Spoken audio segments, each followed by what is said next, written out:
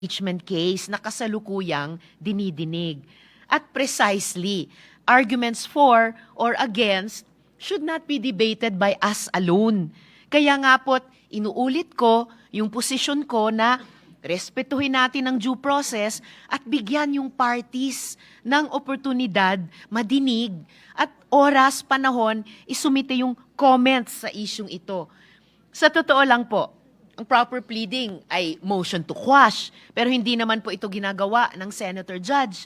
Ito po ay fina-file ng defense. Pareho sa Estrada, impeachment, at Corona, impeachment. Motions to quash were filed by the defense before the impeachment trials. Yung prosecution sa mga kasong iyon ay binigyan ng oportunidad na mag-oppose. At pagkatapos ng lahat ng iyan, ang impeachment courts ay dinismiss yung motions to quash on the basis of presumption of regularity and parliamentary courtesy. Mr. Presiding Officer, kesyo motion to dismiss o motion to remand, isa lang po yan. O motion to return, iisa lang po iyang lahat. It is an effective termination of the impeachment.